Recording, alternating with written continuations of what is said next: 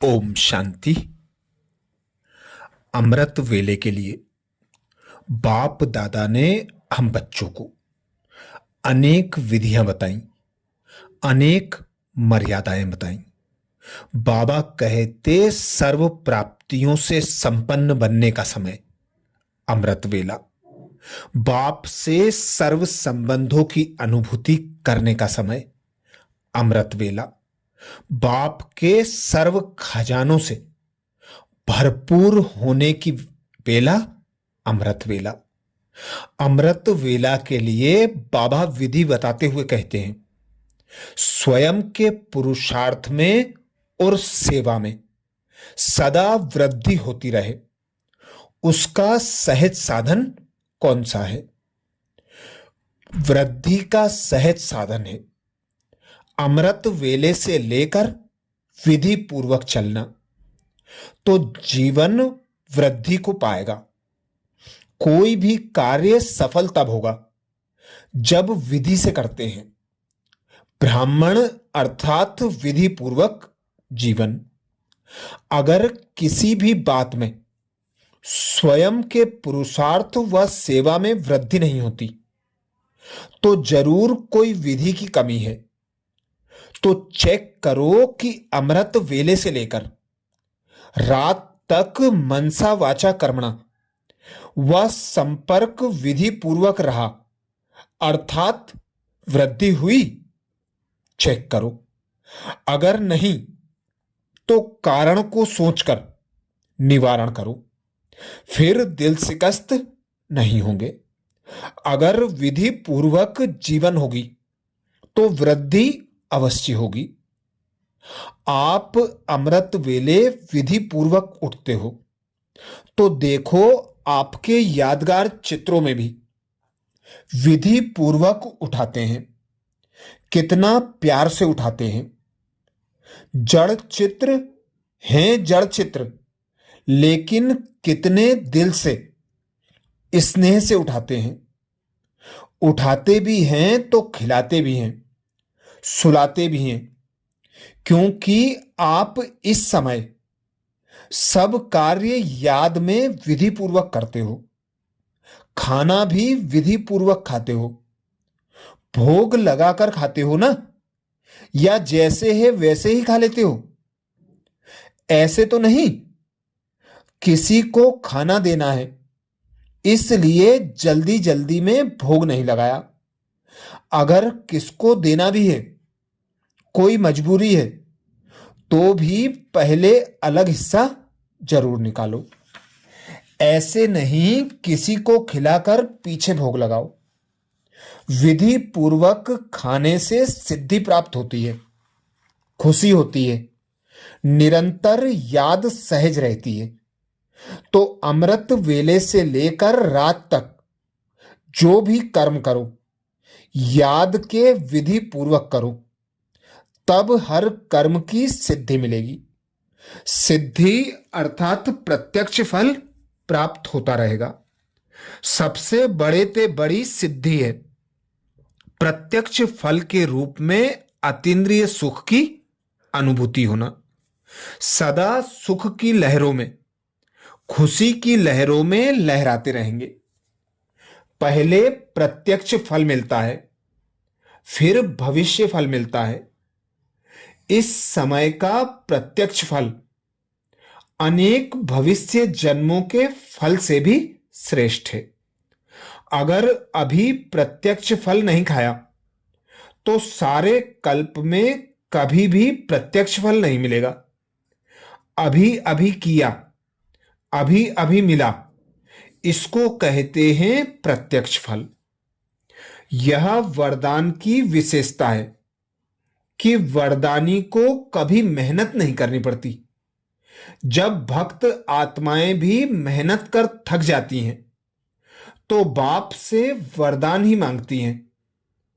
आपके पास भी जब लोग आते हैं, योग लगाने की मेहनत नहीं करने चाहते, तो क्या भाषा बोलते हैं? कहते हैं सिर्फ हमें वरदान दे दो, माथे पर हाथ रख दो। आप ब्राह्मण बच्चों के ऊपर वरदाता बाप का हाथ सदा है, श्रेष्ठ मत ही हाथ है। स्थूल हाथ तो 24 घंटे नहीं रखेंगे ना। यह बाप के श्रेष्ठ मत का वरदान रूपी हाथ सदा बच्चों के ऊपर है। अमृत वेले से लेकर रात सोने तक हर श्वास के लिए, हर संकल्प के लिए, हर कर्म के लिए श्रेष्ठ मत का हाथ है ही। इसी वरदान को विधि पूर्वक चलाते चलो तो कभी भी मेहनत नहीं करनी पड़ेगी। अमृत वेले मर्यादाओं का पालन करो। अमृत वेले से लेकर रात तक की मर्यादा पूर्वक जीवन को अच्छी तरह से जानते हो, उसी प्रमाण चलना, यही पुरुषोत्तम बनना है। जब नाम ही है पुरुषोत्तम, अर्थात सर्वसाधारण पुरुषों से उत्तम, तो चेक करो कि हम श्रेष्ठ आत्माओं की पहली मुख्य बात अर्थात स्मृति उत्तम है। स्मृति उत्तम है तो वृत्ति और दृष्टि, स्थिति स्वतः ही श्रेष्ठ है। स्मृति की मर्यादा को जानते हो। मैं भी श्रेष्ठ आत्मा और सर्व भी एक बाप की श्रेष्ठ आत्माएं हैं। वैरायटी आत्माएं वैरायटी पार्ट बजाने वाली हैं। यह पहला पाठ नेचुरल रूप में स्मृति स्वरूप में रहे। देह को देखते भी आत्मा को देखें।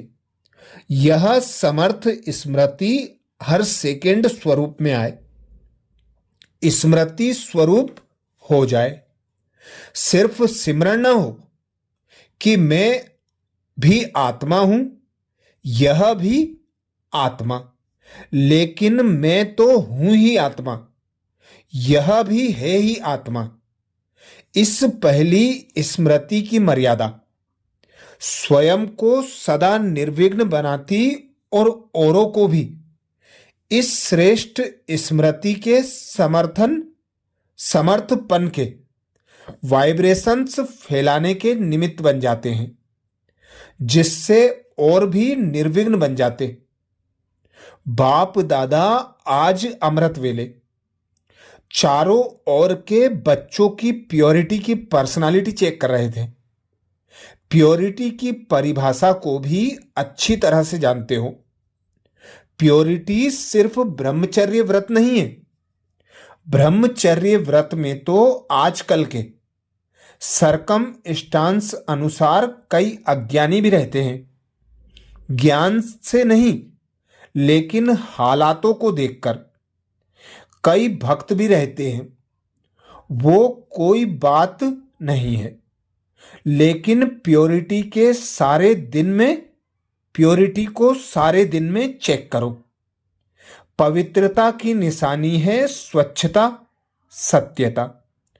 अगर सारे दिन में चाहे उठने में, चाहे बैठने में, चाहे बोलने में, चाहे सेवा करने में, चाहे स्थूल सेवा की व सूक्ष्म सेवा की, लेकिन अगर विधि पूर्वक नहीं की, विधि में भी अगर जरा सा अंतर रह गया, तो वो भी स्वच्छता अर्थात पवित्रता नहीं है।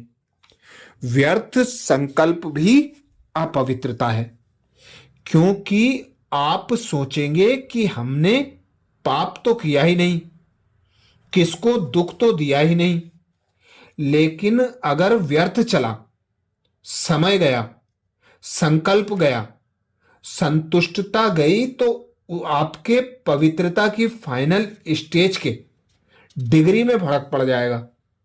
16 कला नहीं बन सकेंगे। 15 कला, 14 कला, 13.5 कला नंबरवार हो जाएगा। तो अपवित्रता सिर्फ किसको दुख देना या पाप कर्म करना नहीं है, लेकिन स्वयं में सत्यता, स्वच्छता विधि पूर्वक अगर अनुभव करते हो तो पवित्र हो। निकल गया, बोलना नहीं था लेकिन बोल लिया, तो इसको क्या कहेंगे? मालिक हैं। इसलिए अमृत वेले से लेकर रात तक अपने संकल्प, बोल, कर्म, सेवा सबको चेक करो। मोटे रूप से नहीं, चेक करो। अगर मोटे रूप से चेक करेंगे तो देखो, चंद्रवंशी को मोटी निशानी, तीर कमान दिया गया है, और सूर्यवंशी को कितनी छोटी मुरली दे दी है। मुरली कितनी हल्की है और तीर कमान कितनी मेहनत का है। पहले तो निशाना लगाते पहले तो निशाना लगाते रहो, दूसरा बोझ उठाते रहो, और मुरली देखो, नाचो गाओ हंसो खेलो। तो इसलिए मोटा मोटा रूप ना पुरुषार्थ का रखो, ना चेकिंग का रखो। अभी महीन बुद्धि बनो, क्योंकि समय समाप्त अचानक होना है, बताकर नहीं होना है। बाप दादा ने तो पहले ही कह दिया है कि कोई उलाहना नहीं देना। बाबा आपने बताया क्यों नहीं? बाप कभी भी टाइम कॉन्शियस नहीं बनाएगा। अच्छा, ऐसे ही विशेष अमृत वेला के बाप दादा के महावाक्य सुनने के लिए बाबा के चैनल को सब्सक्राइब करें। वीडियो को ज्यादा से ज्यादा बीके भाई बहनों तक शेयर करने की सेवा जरूर करें। ओम शांति।